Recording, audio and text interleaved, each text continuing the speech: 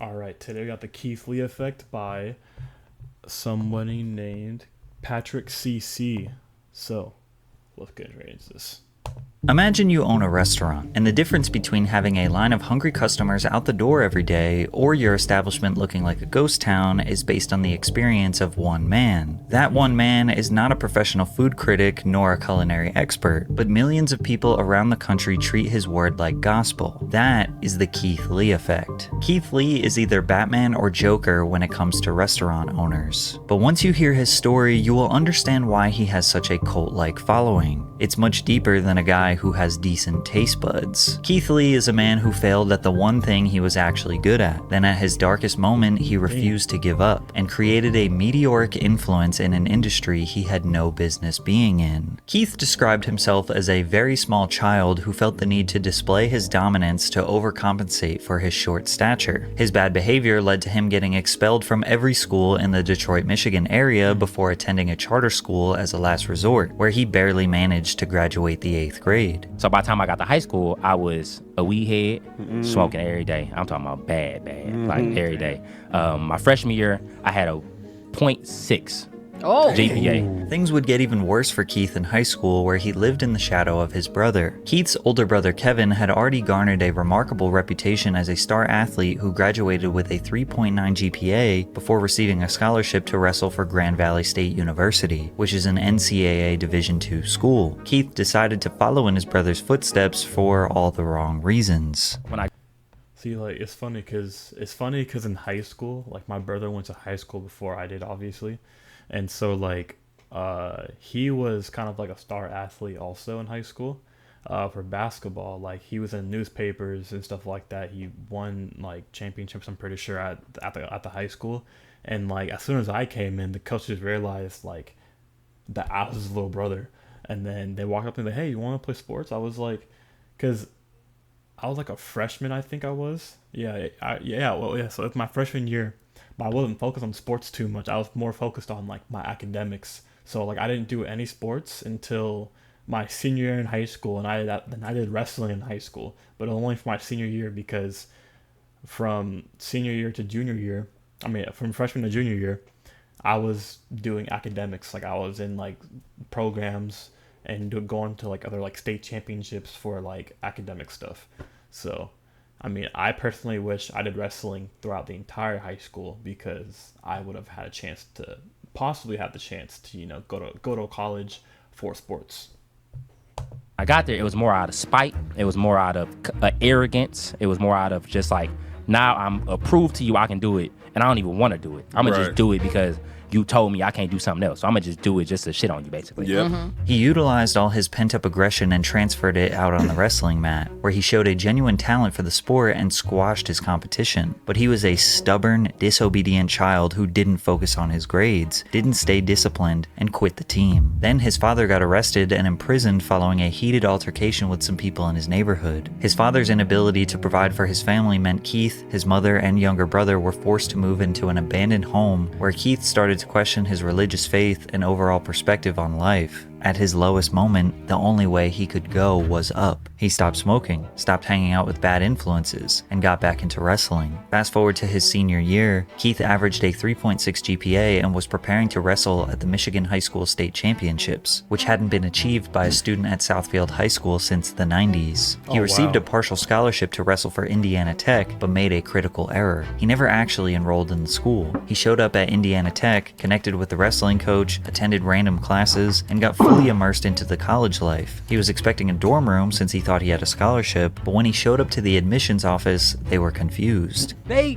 take me to the office and they like, you don't have no paperwork filled out. Who are you? Yeah, they was like, only thing we have is the offer letter that we sent you. Right? So we only got your name and your information from the offer letter. They was like, that's all we know about you. We don't know nothing else. He treated it like a birthday party invitation. You sent me the invitation. I just showed up. Keith laughs about the situation now, but at the time, he was devastated. They told Keith if he didn't pay them $20,000 for the semester and $2,000 for the application fee, he wouldn't be allowed to go to school. Unable to get a loan, Keith had to move back with his family, who relocated to Las Vegas. He was now sharing bunk beds with his 14-year-old brother, who regularly reminded Keith that he was a loser loser. At this point, I'm in the deepest depression I've been in a long time. Dang. Because I'm like, oh, the reality is sitting in. Yeah, He's right. yeah.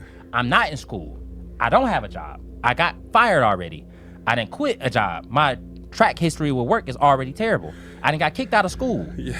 I don't have no other offers. Right. Nothing in life is looking bright to me right now. Right. I don't have nothing going for me. Keith's older brother Kevin had recently secured a contract to fight in the UFC as Kevin the Motown Phenom Lee, and Kevin was a savage. Damn. At his peak, he held a 16-2 professional record and was toe-to-toe with legends like Tony Ferguson and That's Charles crazy. Oliveira. Kevin forced Keith to get into the gym with him, and on his Wow. first day, their coach Dewey Cooper realized the potential Keith had as an MMA fighter. Desperate for money and a purpose, Keith trained for a year straight and won his first 4 amateur fights. The only 2 losses he had were by split decision, meaning he was a very promising prospect. However, he was earning next to nothing for these, $500, maybe $1,000 per fight. Keep in mind, this was over the course of 3 years, so he was broke following a rotation of various low-end jobs. But That's crazy. But see, I'd be down to the MMA. Just, like work for it and actually try it out. Because I feel like that if I were to get in like more shape, because I'm in pretty good shape now. Like I've lost a lot of weight throughout the couple of months, because I finally was able to work out and kind of get my body right. So it's like I feel like if I were to train, I'd actually be pretty good at it, honestly. luckily, he met his girlfriend, now wife, Ronnie, while working for ASICS. Keith credits Ronnie with being the anchor to keeping him grounded and focused on becoming the best version of himself. Following a submission victory against Leonardo Carvalho at Global Legion FC 13, Keith proposed to his girlfriend Ronnie and intentionally got her pregnant 2 days later. On the same day of the proposal, Keith's manager informed him that his victory against Carvalho earned him a 6-figure contract with Bellator. He won his very first Bellator bout against Sean Bunch. It took many years, but once he finally had a support system around him, wife, coaches, brother, he was able to crawl out of the repetitive cycle of depression and low ambition. Now with some free time and spare income, Keith signed up for TikTok. Keith's journey on TikTok started just like anyone else, participating in trends for no reason other than it seemed fun. From there, his uploads were just random things that pertained to his everyday life. He was getting maybe 50 views per video, but it seemed more like an outlet for him to have fun rather than start a business. But then the pandemic hit, the world shut down, and Keith needed to make something happen. I downloaded TikTok after I kept saying I wouldn't. Now I'm sick and tired of every video I post, only getting 50 views. I'ma sit here with my dog until me and him get famous.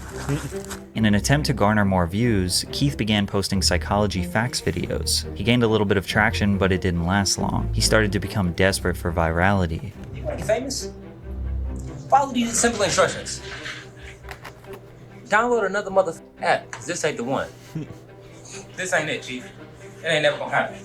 Never. He would cash out people if they solved a riddle. He posted math problems for people to solve. Even though he looked defeated, he refused to give up. At this point, Keith was obsessed with the platform, posting daily, if not multiple times per day. He started featuring his wife Ronnie on his page after he went semi-viral talking about building a nursery for their expected baby. He then proceeded to document milestones throughout their pregnancy, many of which received thousands of views and ignited a dramatic shift in Keith's content. In September of 2020, Keith won his second fight against Vinicius Zani. Whatever they have in store for me, I'm always here to fight. I'll fight as soon as my daughter's born. My daughter is born in 4 days, so as soon as she gets here, I'm ready to go again.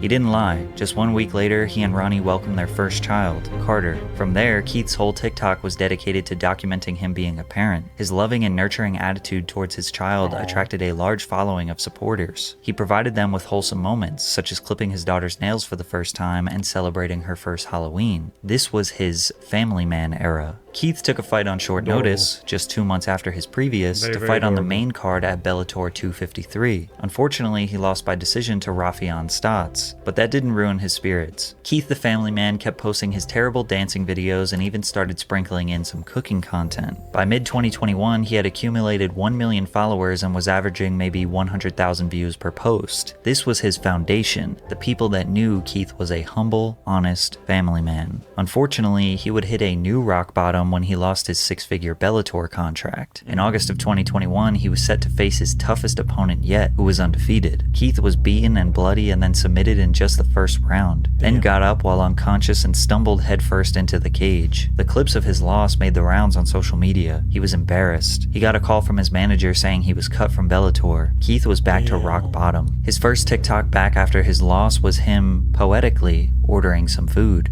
I have these sunglasses on because my eye is black and my face is beat up. I'm fine though, for anybody. Well, I'm not fine, but I'll be fine. He had 1 million followers, but he was only making around $400 per month on TikTok. His fight career was looking grim, and TikTok didn't seem realistic. Then he got a call from the owner of Harold's Chicken just a couple days after his loss. They asked him to do a review of their establishment. At the time, he didn't know it, but Keith just discovered his next big venture. All right, Harold's Chicken in Las Vegas. They didn't have no mac and cheese, but it's okay. Overall, I get a food a 9 out of 10. Without question.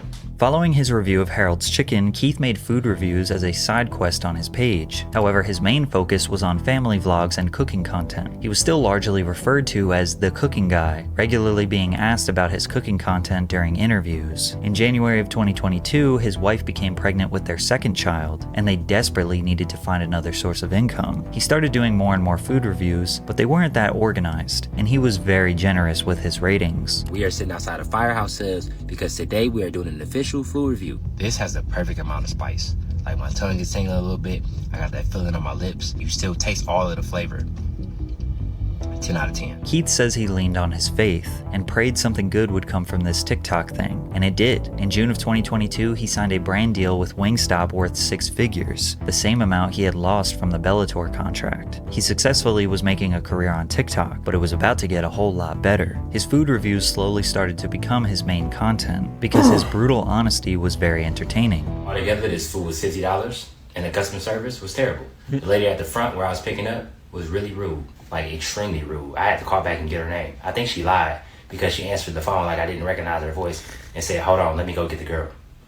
You the girl." Then in October, the popular YouTube channel People vs. Food approached him to collaborate on their channel, and he accepted. This channel has over 12 million YouTube subscribers, and he knew the exposure would help his TikTok career immensely. By the way, double check if you're subscribed to my channel. I asked my wife what I should post on my page to make people not only come and watch, but actually follow, and we decided to post one full review every day. The first got like 11 million views. From there, Keith's entire content shifted to strictly food reviews. He has only been doing it full time for 1 year at this point, but he never could have predicted what was about to happen next. While most high-profile food critics only pay attention to high-end restaurants that are too expensive for most, Keith shifted that focus onto affordable, small, family-owned restaurants that were easily accessible to the public, or fast food/popular affordable food chains. He even went out of his way to give a chance to establishments that were struggling financially. However, Keith doesn't consider himself a food critic. His reviews feel and look like one of your friends giving you a casual breakdown. A typical review would be him ordering 3 or 4 different items on the menu, like a family of 4 would, then tasting every single item and rating it from 1 to 10. He often throws in other notes like their customer service or additional information that is relevant to the experience. I got it.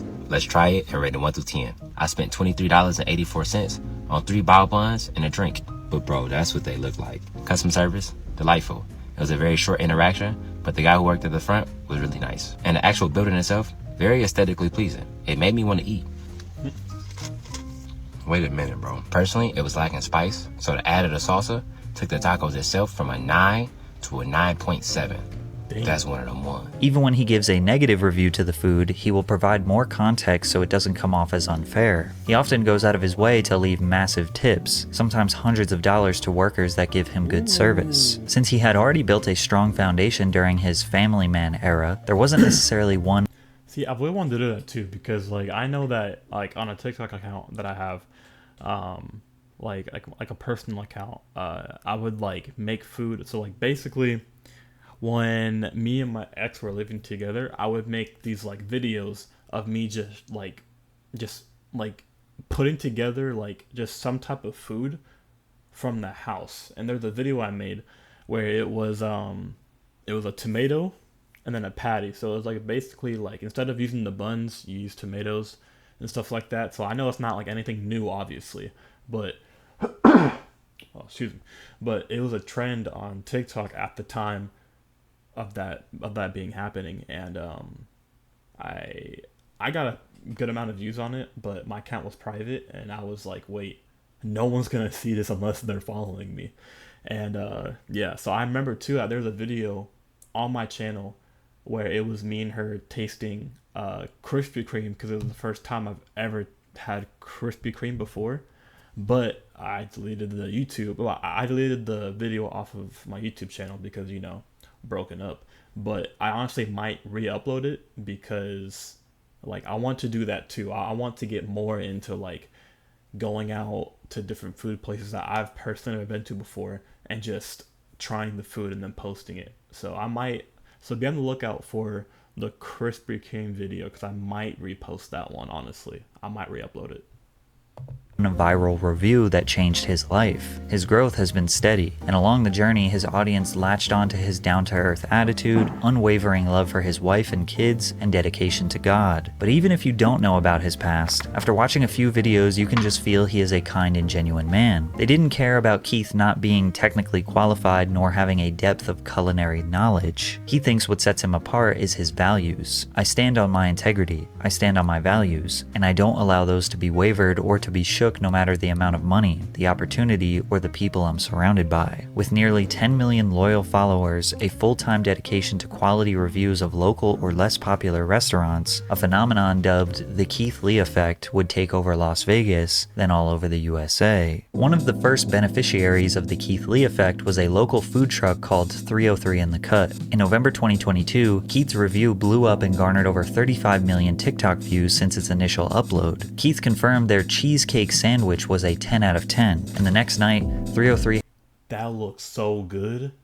I don't know if it's just like the big boy in me, but that looks delicious.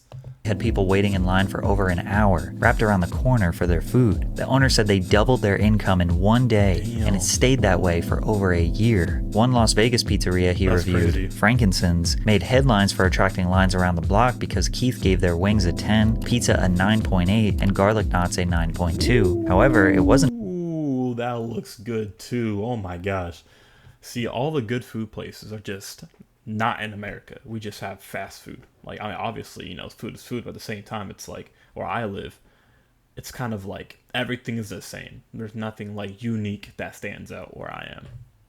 Wasn't just the food. It was Keith's interaction with the owner, Frank, that made people want to support him even more. If I don't like the food, I gotta tell you, I'm not trying to be malicious. And he was like, I'm gonna be real with you too. I need help. Yeah, that hit me here. He said the food is delicious. He has great reviews on Yelp. The only bad reviews is that he don't close the time it says that he closed on Google. The time it says he closed on Google is 1 a.m.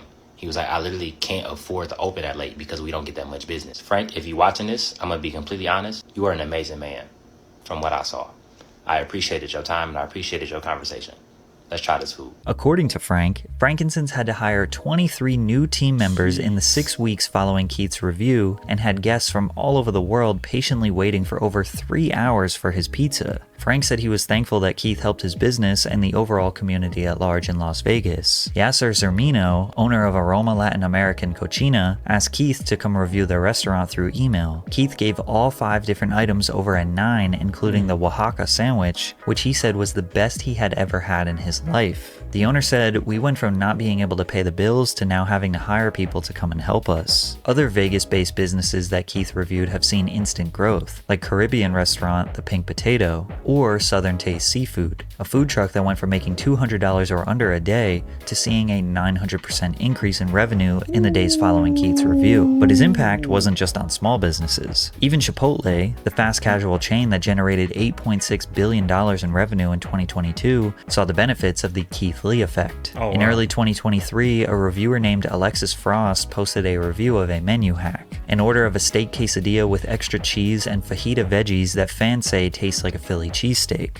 Keith reviewed it and gave it a 9.8. Then chaos ensued. Chipotle workers all over the country were overwhelmed with the tens of thousands of people coming in to order this hack. One employee said the worst shift of her life was servicing this trend. Another employee said a customer tried to swing on him, aka fight him, because he couldn't make the food. Managers started posting signs that say, protein and cheese on quesadilla only. Chipotle realized the only way to solve this problem was by adding the hack as an option on their menu, dubbed the Keithadilla. Keith That's quickly crazy. became well known all over Las Vegas. Once he partnered up with Mr. Beast to give $10,000 to a struggling business, he couldn't even go outside without being swarmed, so he dressed up in silly disguises to avoid being recognized. But his impact is not just in Vegas. Keith got to review a local Brooklyn bakery that he selected while being interviewed on Good Morning America, while also donating $10,000 to that business. He continued to do press runs, being interviewed on talk shows around America, and of course, reviewing food. So now that we know how much positive impact Keith can have on a business when he likes the food, what about when he doesn't like the food? Well, unfortunately, the entire city of Atlanta would find out about the negative side of the Keith Lee effect. In October 2023, Keith announced to his nearly 15 million TikTok followers that he and his family were traveling to Atlanta, Georgia, and needed some restaurant recommendations. He had previously made videos in Detroit, Chicago, New Orleans, New York, and Los Angeles, but Atlanta's food scene is entirely different, which prompted a lot of mixed reviews from Keith. The drama first began when Keith visited the Atlanta Breakfast Club, where he wanted to take the food to go, but they didn't have anywhere to sit and wait for the food. So instead, they decided to dine in, but the restaurant wouldn't allow them to sit down at a table and be served unless the entire party was there. Upon finding out that they were charged $1 for butter at a breakfast place, it was just an annoying cherry on top. Little did Keith know, it was about to get worse. Keith posted his review of The Real Milk and Honey, however, he didn't actually get any food. Firstly, he tried to call ahead. Yeah, this is the most popular one.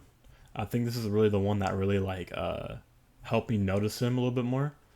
But I've seen his stuff like a few times in the past too, but like this one right here is what really like kind of got me back into watching his stuff again.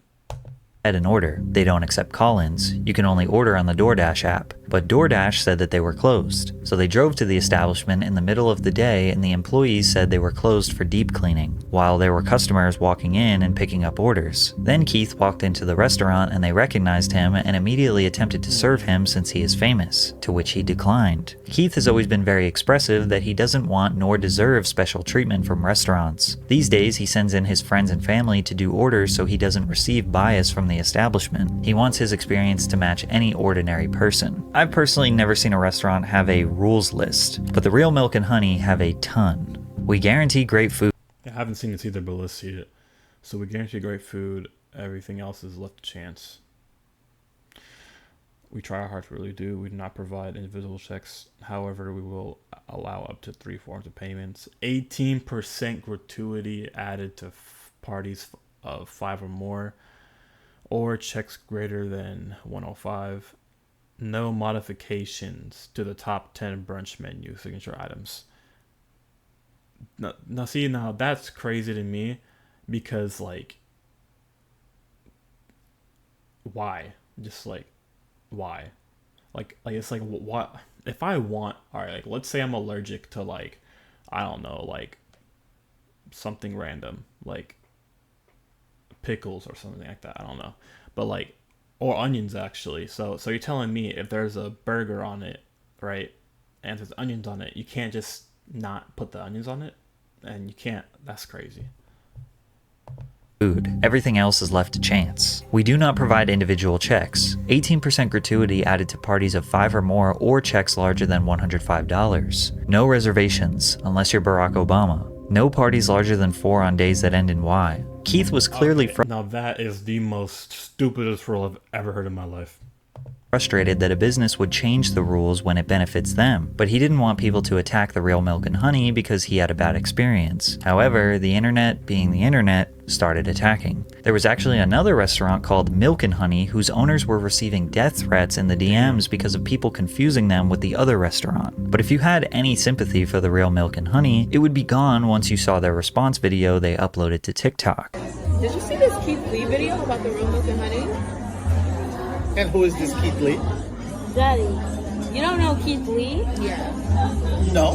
The owner tried to look cool and pretend like he didn't know the entirety of social media is destroying his business, but it only made people want to support their business less. To add insult to injury, Keith reviewed the bodega positively, which is directly next door to the Real Milk and Honey, which resulted in a line of customers skipping the Real Milk and Honey to wait in line for the bodega. But the shenanigans continued.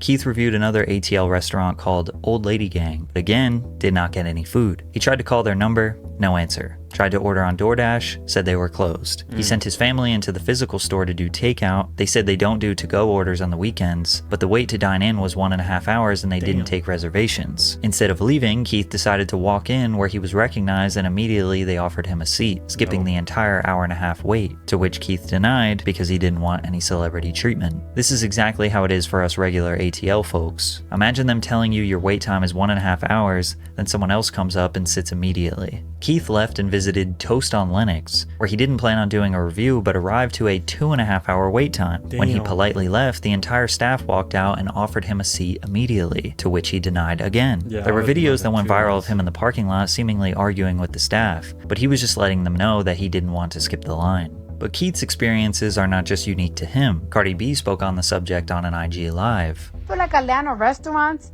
they don't like to make money. I feel like they don't like people, they don't like their customers, they just don't like it. First thing first, right? You could barely order in Atlanta restaurants. Like you go like, hey, I would like to make an order. Oh yeah, we don't take orders. We don't take orders. It gets to the point that I literally have to I have to tell like people that order food for me, like, can you just name drop my name? Because first and first, they don't do no pickup orders, they don't do deliveries, they just don't do shit. And of course, we got some hilarious memes from this whole situation. You walk in, let me show you how it's done. Hello, sir, how are you today? May I take your order? You talk like that. We talk like that, because Keith Lee is in town, bro. That boy Keith Lee in Atlanta now. Hey, y'all little boozy at restaurants? Y'all better get on your goddamn Zoom now.